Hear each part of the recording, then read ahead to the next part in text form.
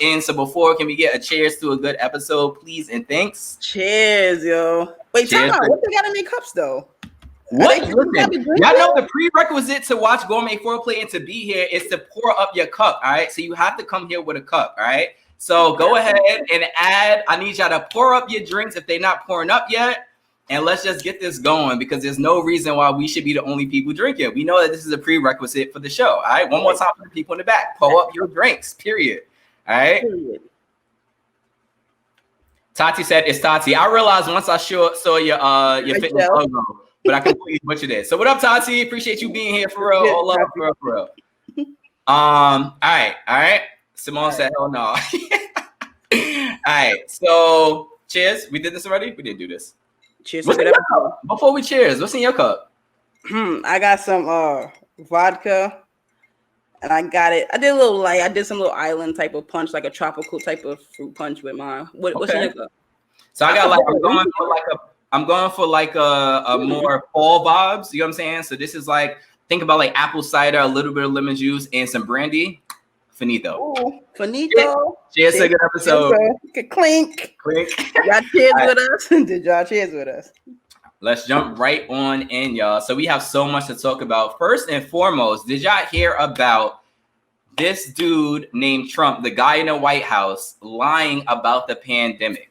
Isn't he orange? I'm done. I'm not doing this today. But let me tell y'all. So long story short, if y'all remember, we told y'all about the pandemic in January. It is sad that Gourmet Foreplay told y'all about a pandemic from Wuhan, China, before the president of the United States did. All right. Let me say that one more time for the people in the back. Let me bring my mic in the camera. All right. Bring the mic. It's crazy that Gourmet Foreplay reported first. All right. You heard it here first. We reported first about the coronavirus. We made a little bit of jokes because we didn't realize how serious it was at that point in time because we were given misinformation and we were ill-informed. And we told y'all about it from jump. And long story short, we know that the president has been downplaying it, pretty much saying that it's not a big deal.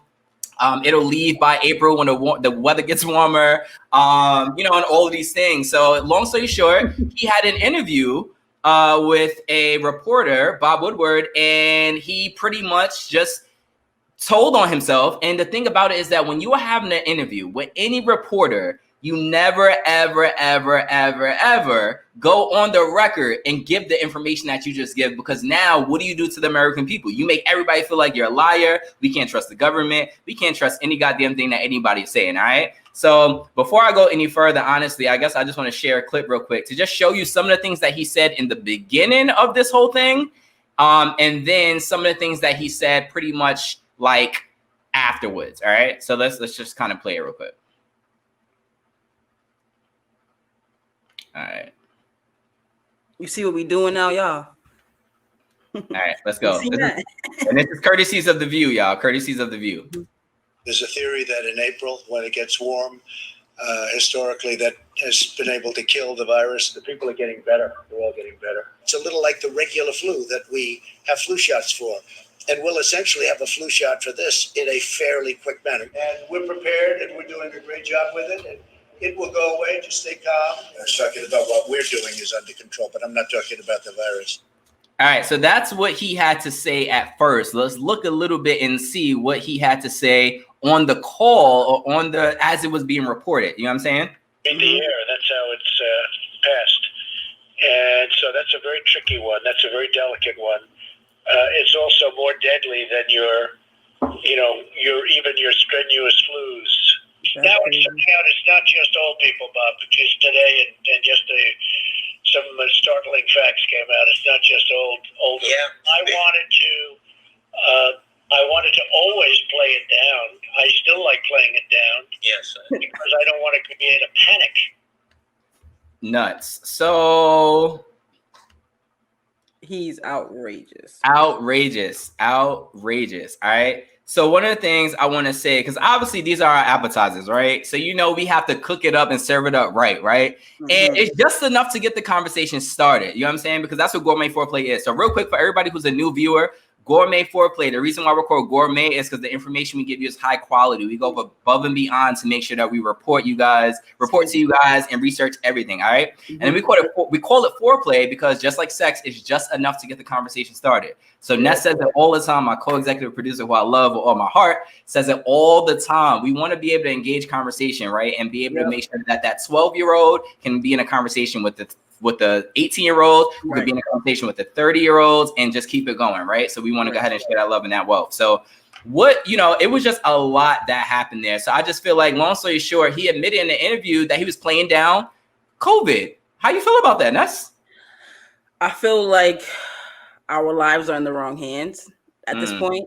I feel like it's something that I wouldn't have been shocked that he did, because come on, he was lying with Dr. Fauci right next to him. You remember that? You know what I'm saying? And this is exactly. And this is nothing that we've never seen before. I feel like it reminds me of an episode of Scandal.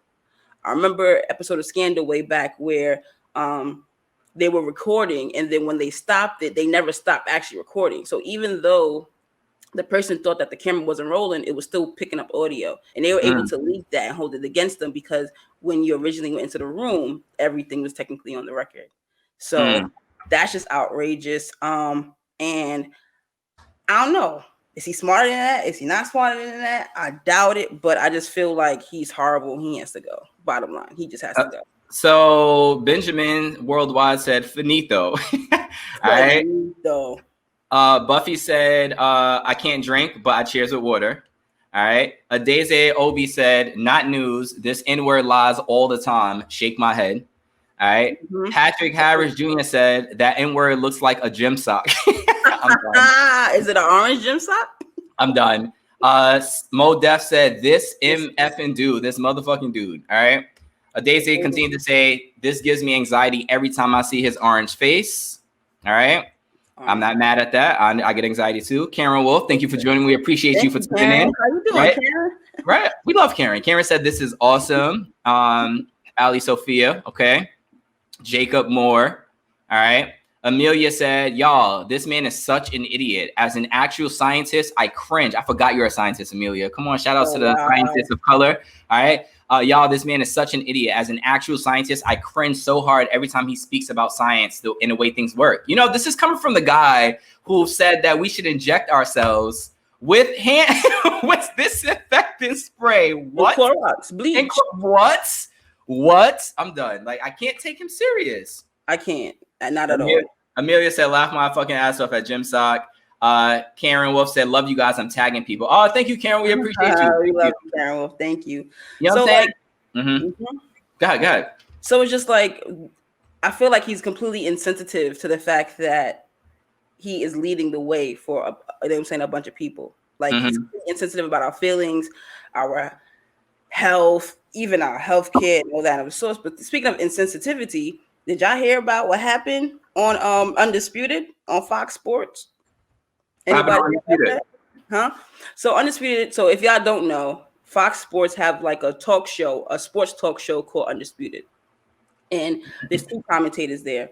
One in particular, his name is Skip Bayless, right? And long story short, Skip Bayless is now caught up in a huge controversy, which has all professional athletes from every single sport pretty much coming down on him. They kind of want him to be fired. They want him to issue an apology and all that and of sort. So long story short, Dak Prescott is a quarterback of the Cowboys. And if you know anything like I know, the Cowboys is the team of the U.S. I mean, they got little rivals though, because rocking with the Giants, New York Giants all day. But he is like the top team. This is the team that has kind of the most rings, but they don't, right? Patriots winning. So pretty much during COVID, however, like we got to remember what happened during COVID. I'm sure like any of us, y'all had suffered some type of anxiety or depression. We thought martial law was coming. We thought it was the world. We thought we was going to get sick. We were scared somebody that we knew was going to get sick. And then everything happened with the Black Lives Matter movement. And we're sitting there watching George Floyd get murdered. And then we hear about Breonna Taylor get bombarded in her house and get shot to death. Like, we're just going through that. So we're grieving and we're mourning. But now on top of the regular mourn of the general society of America, Dak Prescott had to mourn the loss of his brother on April 24th, who committed suicide. So it's crazy, right? So if we all know, this week was the opening week for the NFL, right? And during the opening week, the Cowboys didn't do so well. They lost pretty much. And when they lost, Dak came forth and he was just like, look, I was going through depression. I didn't want to get out the bed to work out. I didn't want to do anything. So he pretty much did not train during that span of everything. And I kind of don't blame him. Everything was suspended anyway. No one knew when everyone was going back. But if you know anything about depression, it can be paralyzing, right? So it could be debilitating, like where you like petrifying. You can't remember. Go ahead, man.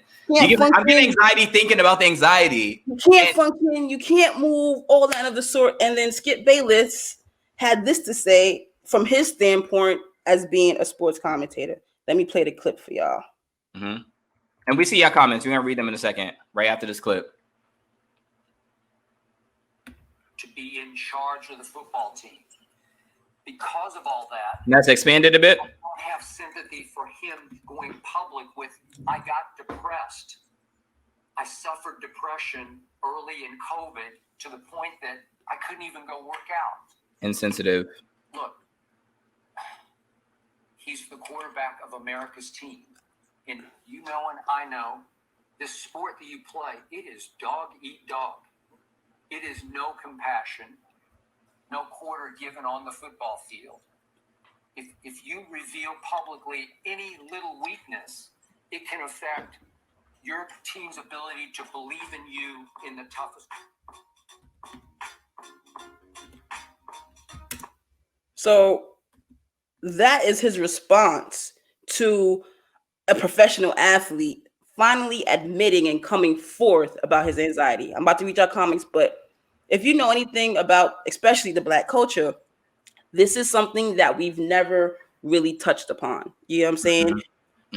We act like, not that we act like, but we never know how to identify when we're having anxiety, when they're having depression, or when we're traumatized about something. And we never pick up on it. That's true. And a large majority of that is the fact that a lot of people don't know how to identify it, right? So we talk about mental health a lot on this show, a lot. Season 1, we talked a lot about mental health. Season 2, we have Mike Mitchell here, talked a lot about mental health. You know what I'm saying?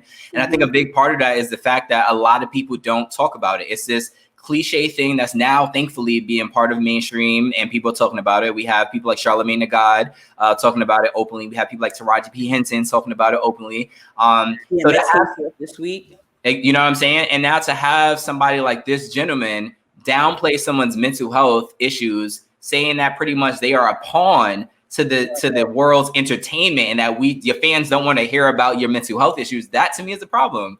That to me is nuts. So we got a comment right here from Karen Wolf. She says, oh my God, I never had anxiety and mine was, I never have anxiety and mine is through the roof. And it just gets crazier and crazier. And you can't even control when it happens. You know what I'm saying to you? We got Mo Def on here. I agree, Ness. Thank you. Insensitive to the fact that people are out in the world at risk.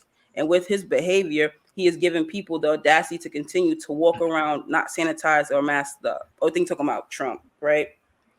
Appreciate that. But yeah, so it's just completely to me outrageous. And I appreciate the fact that a lot of other athletes are coming forth and condemning him, and they actually want to cancel him. You know, we go with the cancel culture, so they're trying to cancel Skip Bayless. So we're just gonna see how that goes. So, all right. Well, you know how we do with Flash News, because that's up next.